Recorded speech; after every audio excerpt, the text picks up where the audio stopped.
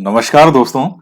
देखिए मित्रों, आज हम माध्यमिक शिक्षा बोर्ड की 10वीं क्लास की सामाजिक विज्ञान की पुस्तक है, उसका दूसरा अध्याय है संघर्षकालीन भारत। और इस चैप्टर का फोर्थ पार्ट आज हम पढ़ने वाले हैं। तो मित्रों, आज का पार्ट बहुत ज्यादा महत्वपूर्ण है। इसमें राजस्थान के जो महान योद्धा हैं वो पढ़ेंगे, और ये राजस्थान के हर एग्जाम में पूछे जाते हैं। तो आप सभी बहुत ध्यान से और अच्छे से पढ़िएगा, और इसके साथ ही वीडियो को लाइक जरूर करें, ज्यादा से ज्यादा शेयर करें। इसके साथ ही मित्रों, आपको लास्ट वीडियो में से एक क्वेश्चन का जवाब देना है कि जो मुगल सम्राट जहांगीर था, उसने सिखों के कौन से नंबर के और कौन से गुरु को फांसी दिलवा दी थी। क्वेश्चन फिर से सुनिएगा। जहांगीर ने सिखों के कौन से गुरु और कितने नंबर के गुरु को फांसी दिलवा दी थी? तो ये आप कमेंट करके जरूर बताइएगा, ये क्वेश्चन कई बार पूछा गया है। तो आइए आगे हम पढ़ते हैं, शुरुआत करते हैं। देखिए, मुगल कालीन प्रशासन। मित्रों, मुगल काल पर मैंने वीडियो भी बना रखा है। मुगल काल की जो शासन व्यवस्था है, प्रशासन है, इमारतें हैं, तो इंडियन हिस्ट्री, भारतीय इतिहास के नाम से जो यूट्यूब पे प्लेलिस्ट है हमारे, उसमें आपको वीडियो मिल जाएंगे, आप उसको भी देख लीजिएगा। मुगल शासन प्रणाली भारतीय तथा विदेशी प्रणालियों का मिलाजुला रूप थी।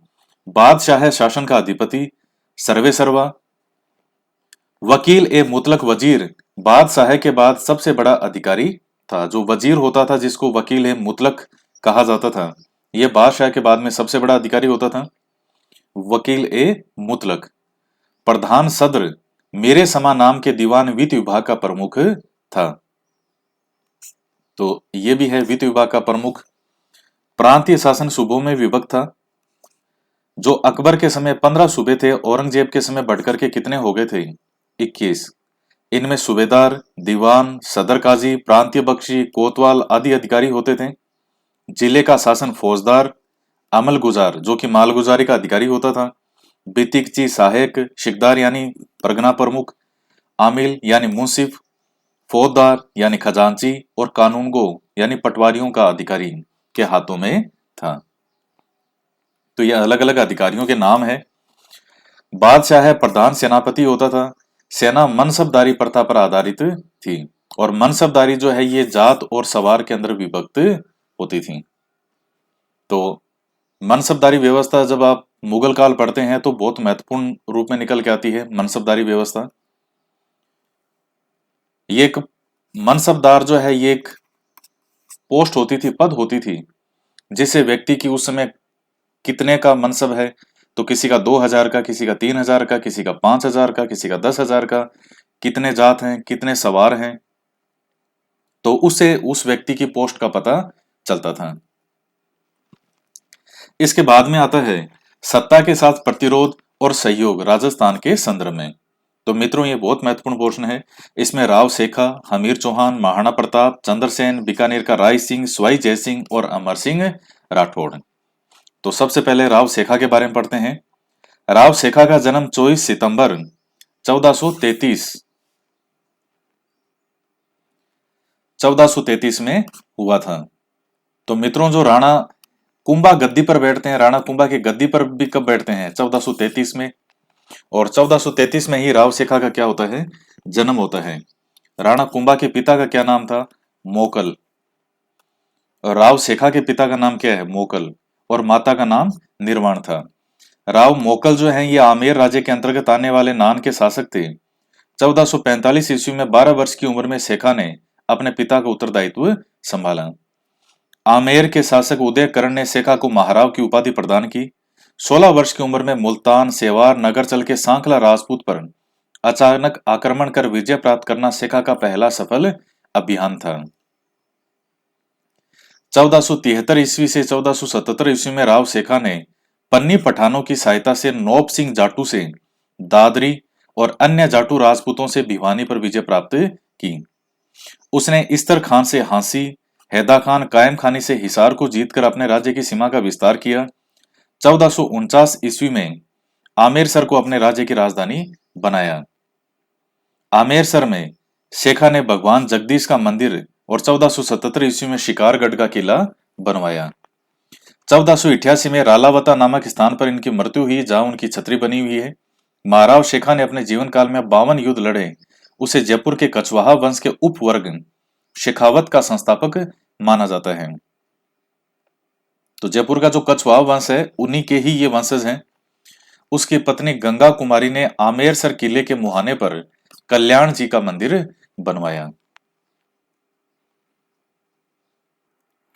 तो देखिए मित्रों, इसमें यह आमेरसर जो है, हालांकि ये जो शेखावाटी नाम है, आज जो आप देखते हैं शेखावाटी, सिक्कर चूरू झुंझुनू वाला जो क्षेत्र है जो कि शेखावाटी कहलाता है, ये इन्हीं राव शेखा के नाम पर है और इनके ये अधिकार में था, इनके क्षेत्राधिकार में था। इसके साथ ही देखिएगा, ये आमेरसर आप देखना चाहेंगे कि इसको आमेरसर को इन्होंने अपनी राज्य की राजधानी बनाया, तो ये है कहाँ पे? तो मित्रों, आमेरसर को अमरसर भी कहते हैं, अमरसर शेखागढ़ के नाम से भी जाना जाता है। ये है कहाँ पे?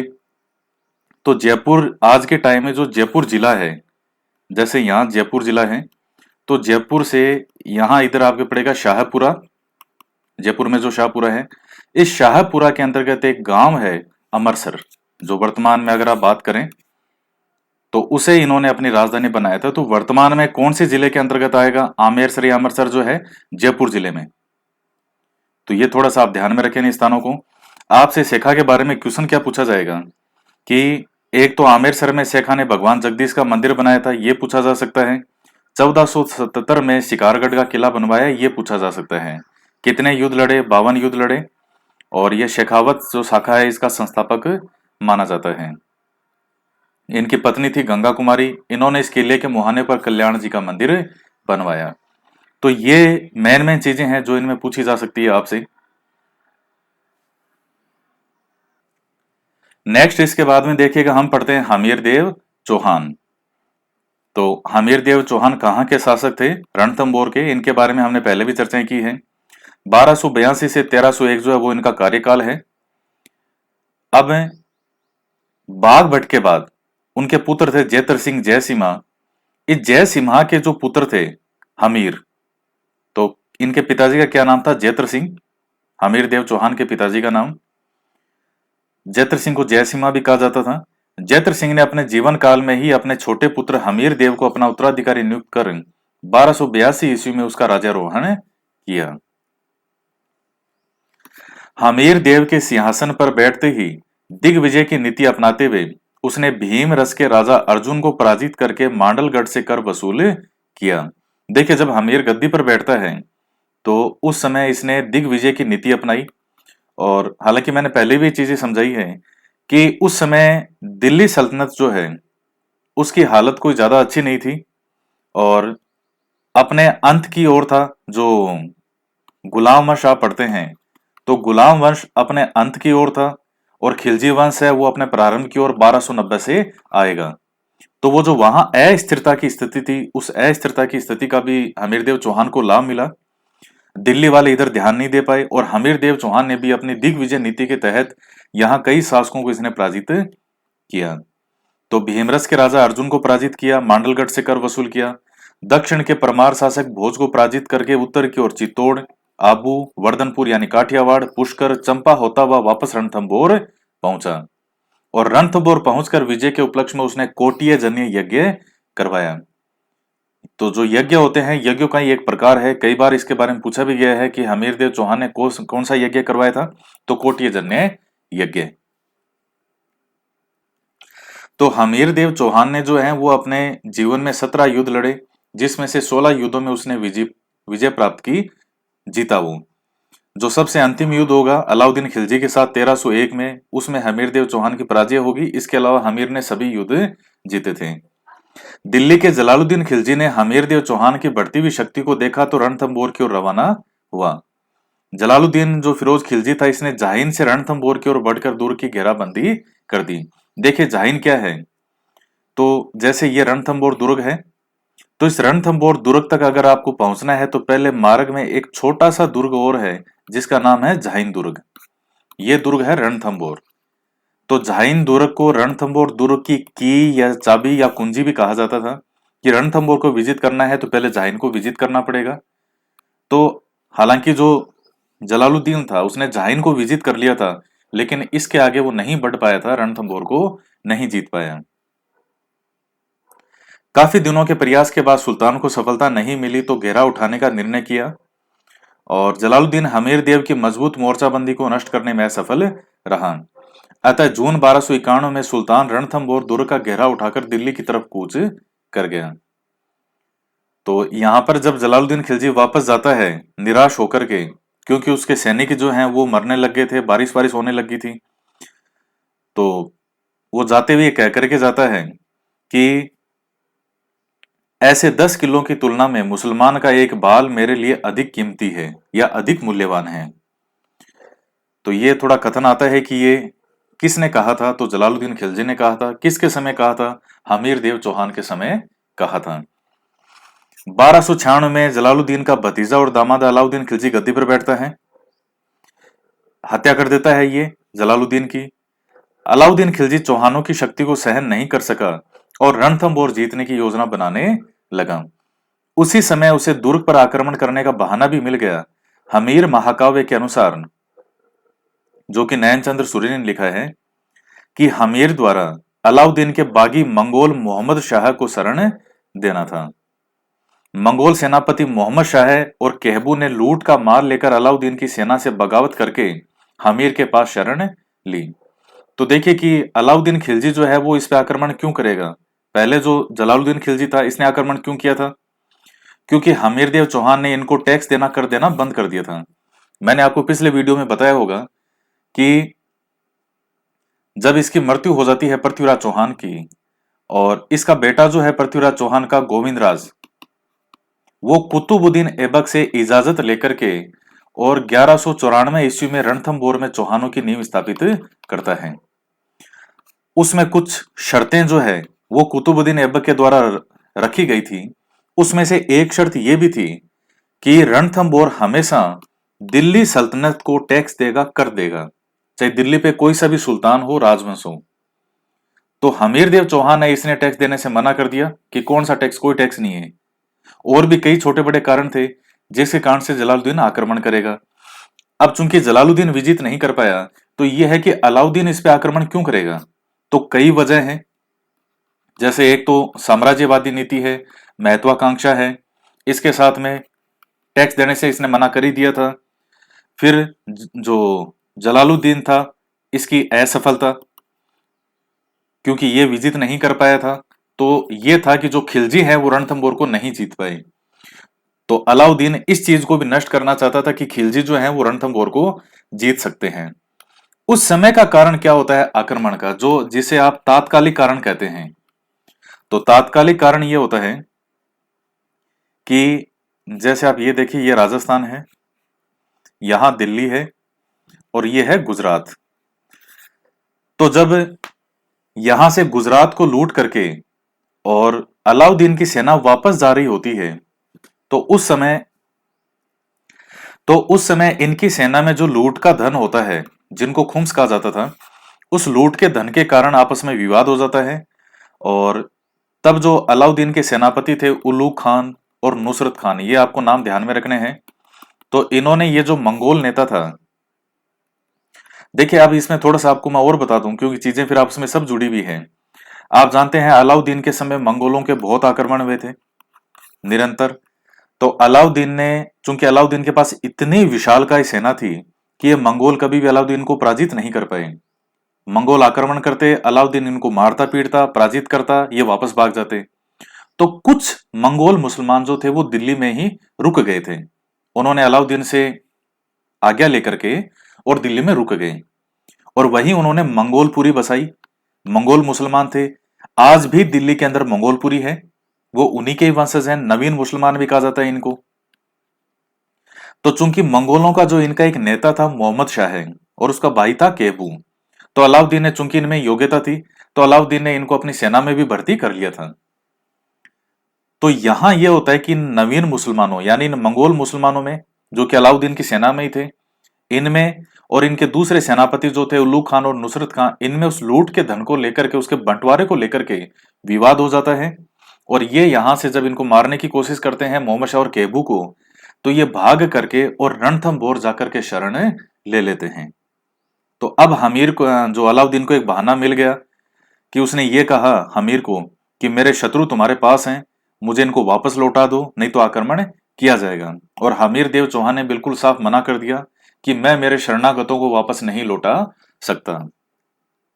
और मित्रों, यहां पर आपको मैं बता दूं, यानी ये जिनको शरण देगा हमीर, मोहम्मद शाह और कहबू को, तो वफादारी क्या होती है ये लोग बताएंगे। इन्होंने लास्ट तक अपनी पूरी जी जान के साथ हमीर का साथ दिया था। और जब हमीर इन पे, अलाउद्दीन पे आक्रमण करेगा, अपनी ओर से जो अटैक करेगा, उसमें हमीर देव चौहान के साथ खड़ा था मोहम्मद शाह। तो लास्ट समय तक साथ देता रहा, यहां तक कि जब हमीर की मृत्यु भी हो जाती है, उसके बाद अलाउद्दीन इस मोहम्मद शाह को बंदी बना लेता है और पूछता है कि बोल तेरे साथ क्या सलूक किया जाए, मार दिया जाए या तुझे छोड़ दिया जाए। तो वो कहता है कि अगर मैं तुझे छोड़ दूं तो तू क्या करेगा।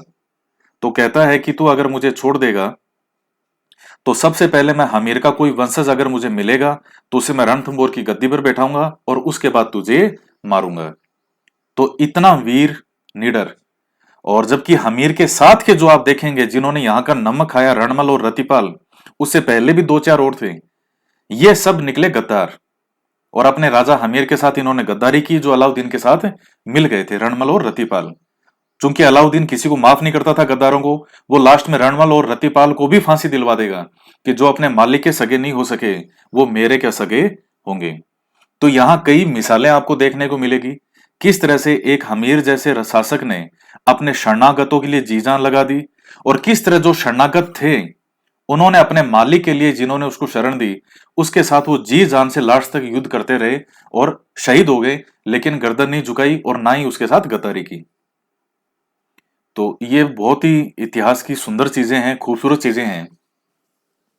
एक इसमें देखिए आक्रमण का एक कारण और आता है कि अलाउद्दीन की जो एक मराठा बेगम थी चिमना, तो ये जो मोहम्मद शाह है, इसका जो है इस चिमना से कोई संपर्क हो गया था, प्रेम। और इन दोनों ने मिलकर के और अलाउद्दीन को मारने की प्लानिंग कर ली थी। लेकिन अलाउद्दीन जो था वो इतना तेज तरार और इतना था कि वो जासूस के भी जासूस लगाया करता था। तो उस आदमी को पता चल गया कि इस तरह से इन्होंने मुझे मारने की प्लानिंग की है। जब अलाउद्दीन ने इस मोहम्मद शाह को मारने की वापस किया, इसको पकड़ने की कोशिश की, तो मोहम्मद शाह यहां से भाग करके और हमीर के पास चला जाता है। तो ये भी एक कहानी है। लेकिन मेन जो मुख्य कहानी आती है वो यही है कि लूट के धन को लेकर के विवाद था इनमें सैनिकों में, और ये भाग करके इसके पास आ गए। तो मेन बात आपको ये ध्यान में रखनी है कि आखिर हुआ क्या। मोहम्मद शाह इसके पास शरण लेता है और वो वापस मांगेगा, अलाउद्दीन ये देगा नहीं, और इस चीज को लेकर के आपस में इनमें अब संघर्ष शुरू हो जाएगा। तो जब इसने लौटाने से इनकार कर दिया तो अलाउद्दीन ने क्रोधित होकर के रणथंभौर पर आक्रमण करने के आदेश दे दिए। अलाउद्दीन खिलजी ने 1299 ईस्वी में के अंत में उलूग खां और नुसरत खां के नेतृत्व में शाही सेना को रणथंभौर दुर्ग पर आक्रमण करने के लिए भेजा।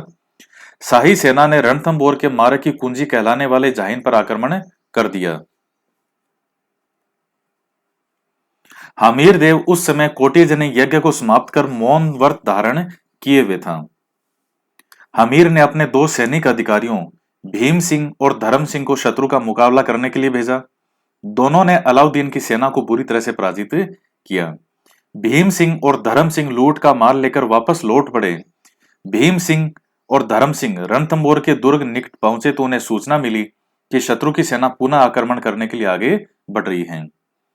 भीम सिंह ने धर्म सिंह को रणथंभौर भेजकर स्वयं वापस शत्रुओं का मुकाबला करने के लिए रवाना हुआ। इस बार उल्लू खान ने राजपूतों की सेना को परास्त किया, जिससे भीम सिंह लड़ते हुए मारा गया। उल्लू खां रणथंभौर की ओर नहीं बढ़कर वापस दिल्ली लौट गया। मित्रों, यहां अब कई घटनाएं आप देखेंगे। जब समय खराब होता है तो फिर वो खराब ही खराब होता है। जब व्यक्ति, एक अच्छा खासा सूझबूझ का व्यक्ति भी जब निर्णय गलत लेने लगता है तो एक के बाद उसके एक निर्णय गलत होने लगते हैं। और यहां हमीर देव चौहान के साथ भी यही होगा। अब धर्म सिंह और भीम सिंह को ये भेजता है, दोनों वीर थे, कोई दिक्कत नहीं है, कोई कमी नहीं थी। लेकिन जब ये वापस आ रहे थे तो चूंकि इनके आपस में कोई गलती नहीं थी किसी की, लेकिन भीम सिंह जब लड़ते हुए मारा गया और धर्म सिंह वापस पहुंचा तो हमीर देव चौहान ने धर्म सिंह को दोषी माना भीम सिंह की मृत्यु का, कि तुम्हारी गलती, तुम्हारी लापरवाही की वजह से भीम सिंह मारा गया। और वो धर्म सिंह को जो है वो अंधा करवा देता है। इसको हटा करके इसके भाई को बना दिया, और चूंकि कर जो है धर्म सिंह को, अब चूंकि भाई से पार पड़ी नहीं, वापस धर्म सिंह को उसने बना दिया अपना खास। और धर्म सिंह ने कर एक के बाद ऐसे टैक्स लगाए जनता पे कि जनता के अंदर भी विरोध होने लग गया। अब जिसको अंधा करवा देगा, उसकी मैन गद्दी से हटा देगा, तो उस व्यक्ति के मन में नफरत आएगी कि मेरे साथ मुझे अंधा करवा दिया इसने। फिर जब वापस उसी को ही बनाएगा जिसको अंधा करवाया, तो ये मन में नफरत की भावना के साथ काम किया इसने। और तो देखिए, ये जो रणथंभौर की जड़ें कटना तो यहीं से शुरू हो चुका था। ये रणमल रतिपाल तो बाद में आएंगे जब वो साथ देंगे अलाउद्दीन का, लेकिन ये जड़ें कटना तो यहीं से शुरू हो चुकी थी। तो हमीर से भी गलत डिसीजन हुआ ये कि उसने धर्म सिंह को अंधा करवा दिया था, और उसको जब एक बार हटा दिया था तो उसको वापस नहीं लगाना चाहिए था फिर, लेकिन फिर ये वापस उसी को लगा देता है। तो कई गलतियां यहां हमीर से होगी।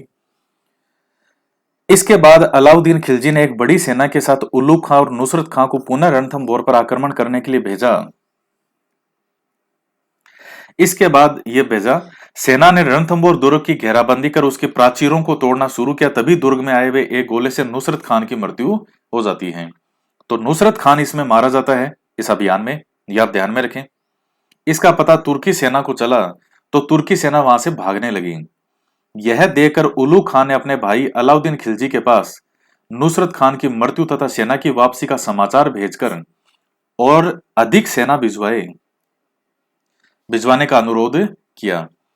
अलाउद्दीन स्थिति की गंभीरता को देखते हुए एक विशाल सेना के साथ दिल्ली से रणथंभौर की ओर स्वयं ही रवाना हो गया। दुर्ग पर घेरा डाला गया। यह घेरा काफी दिनों तक चला। जब वर्षा ऋतु निकट आने लगी, दिल्ली और अवध में भयंकर विद्रोह उत्पन्न होने की सूचनाएं सुल्तान को मिलने लगी, तो वह काफी चिंतित हो गया। उसने छल कपट का सहारा लेकर के विजय प्राप्त करने का निश्चय किया। अलाउद्दीन ने हमीर को संदेश भिजवाया कि वह उससे संधि करना चाहता है। हमीर ने अपने दो सेनापति रणमल और रतिपाल को संधि करने के लिए शाही शिविर में भिजवाया। देखिए मित्रों, हमीर इतना वीर है कि मैं इसके बारे में जितना बताऊं आपको उतना ही कम है। 2 घंटे तक तो केवल हमीर की वीरता का वर्णन किया जा सकता है कि कितना दिलेर, जाबाज और वीर था। तो आप हमीर के बारे में और डिटेल में पढ़ना चाहते हैं तो गोपीनाथ शर्मा की इतनी इतिहास की राजस्थान का इतिहास किताब आती है, और जो अच्छी ऑथेंटिक किताब मानी जाती है उसको पढ़ सकते हैं आप। गोपीनाथ शर्मा जी की किताब को हिंदी साहित्य ग्रंथ अकादमी किताब आती है उसमें पढ़ सकती है, लेकिन गोपीनाथ शर्मा की जो किताब है उसमें खूब डिटेल में बता रखा है कि हमीर कितना वीर था। हमीर ने अपने दो सेनापति रणमल और रतिपाल को संधि करने के लिए शाही शिविर में भिजवाया। सुल्तान ने इन दोनों को दुर्ग का लालच देकर अपनी ओर मिला लिया। इन दोनों सेना नायकों के विश्वासघात के कारण दुर्ग के गुप्तचर मार्ग का पता जो है तुर्कों को चला, और गुप्त मार्ग से तुर्की सेना दुर्ग में पहुंची। इतिहासकारों के अनुसार मुसलमानों के द्वारा 1 वर्ष लंबी घेराबंदी के कारण दुर्ग के भीतर खाद्य सामग्री का भयंकर अभाव हो गया था। ऐसी स्थिति में हमीर ने दुर्ग में बंद रहना उचित नहीं समझकर आक्रमण करने का निश्चय किया। आक्रमण करने से पूर्व राजपूत स्त्रियों ने हमीर की रानी रंग देवी व उसकी पद्मला के नेतृत्व में जल जोहर किया। इसके बाद राजपूत सैनिकों ने केसरिया वस्त्र धारण कर दुर्ग के फाटक खोल दिए। दोनों पक्षों में जमकर युद्ध हुआ और हमीर वीरता पूर्वक लड़ता हुआ मारा गया। तो 11 जुलाई 1301 को रणथंभौर पर अलाउद्दीन खिलजी का शासन स्थापित हो जाता है। हमीर ने विश्वासघाती सेना नायकों रणमल और रतिपाल को अलाउद्दीन ने यह कहते हुए कि जो अपने स्वधर्मी राजा के प्रति निष्ठावान नहीं रह सके, उनसे भविष्य में स्वामी भक्ति की आशा कैसे की जा सकती है, और दोनों को मरवा दिया। ये मैंने ऊपर आपको बताया था।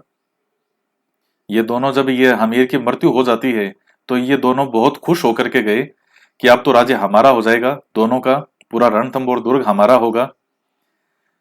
लेकिन अलाउद्दीन ने यह डायलॉग मारा कि जो अपने मालिक के सगे नहीं हो सके वो मेरे क्या सगे होंगे, और इन दोनों को भी फांसी दिलवा दी। अब रणथंभौर के युद्ध में अलाउद्दीन खिलजी के साथ हमीर खुसरो नाम का विद्वान भी था। हमीर हट के लिए विश्व में प्रसिद्ध हुआ कि जिसने अपनी शरण में आए हुए व्यक्तियों को नहीं लौटाया, चाहे उसके लिए उसे अपने पूरे परिवार को ही बलि क्यों ना देनी पड़ी हो। हमीर के बारे में कहा जाता है कि सिंह सवन सतपुरुष वचन कदली फलत एक बार, तिरिया तेल हमीर हट चढ़े न दूजी बार। तो वो है कि एक बार हमीर ने जो जिद कर ली, एक बार जो डिसीजन कर लिया, फिर तो मैं अपने आप की भी नहीं सुनता। वो सलमान खान की एक फिल्म आई थी वांटेड, उसमें वो एक डायलॉग मारता है कि एक बार जो मैंने अपने आप से कमिटमेंट कर लिया, फिर तो मैं अपने आप की भी नहीं सुनता। तो वही है कि एक बार जो जिद हमीर ने पकड़ ली तो वो पकड़ ही ली, अब उसको नहीं छोड़ेगा। हमीर ने अपने पिता जय सिंह के 32 वर्षों के शासन की याद में रणथंभौर दुर्ग में 32 खंभों की छतरी बनवाई, जिसे न्याय की छतरी भी कहते हैं। हमीर देव ने अपनी पुत्री पद्मला के नाम पर पद्मला तालाब का निर्माण करवाया। हमीर के दरबार में बीजादित्य नामक कवि रहता था। मित्रों, ये बीजादित्य का कई बार पूछा गया है, कौन सा कवि था बीजादित्य। और हमीर की मृत्यु के साथ ही रणथंभौर के चौहानों की शाखा समाप्त हो गई। इसके साथ में कई फैक्ट आपको और ध्यान में रखने हैं कि राजस्थान का एकमात्र जो जल जौहर माना जाता है वो यही रणथंभौर का माना जाता है, जल जौहर। और इसके साथ ही राजस्थान का पहला शाखा जिसे कहा जाता है तो वो भी यही है, राजस्थान का पहला शाखा, जो कि 1301 में होता है रणथंभौर का। और 1303 में जो चित्तौड़ का पहला शाखा होगा वो दरअसल राजस्थान का दूसरा शाखा कहलाता है। और राजस्थान का पहला शाखा ये रणथंभौर का, राजस्थान का दूसरा शाखा 1303 चित्तौड़ वाला, रतन सिंह के समय अलाउद्दीन खिलजी का आक्रमण होगा। तो ये हमीरदेव चौहान के बारे में सभी महत्वपूर्ण फैक्ट हैं और इस बुक के अंदर बहुत अच्छा दे रखा है। राजस्थान बोर्ड की किताब में इन्होंने बहुत अच्छा कंटेंट लिखा है इसमें, तो काफी संभावना है कि आपके इसमें से क्वेश्चन आएंगे। तो मित्रों, आज के वीडियो में इतना ही। नेक्स्ट चैप्टर जो पढ़ेंगे वो हम पढ़ेंगे वीर शिरोमणि महाराणा प्रताप के बारे में, और बहुत अच्छा मैटर दे रखा है इस बुक में। महाराणा प्रताप के बारे में मैंने पहले भी वीडियो बना रखे हैं, आप उनको भी जरूर देखिएगा। राजस्थान के इतिहास में प्लेलिस्ट में आपको महाराणा प्रताप के बारे में मिल जाएगा। तो मित्रों, नेक्स्ट वीडियो हम महाराणा प्रताप के बारे में पढ़ेंगे और बहुत ही अच्छा लगेगा आपको पढ़ के, हमारे योद्धाओं के बारे में जान करके। तो दोस्तों, आज की वीडियो में इतना ही। वीडियो को लाइक जरूर करें, ज्यादा से ज्यादा शेयर करें। मिलते हैं नेक्स्ट वीडियो में एक नए टॉपिक के साथ। जय हिंद, जय भारत।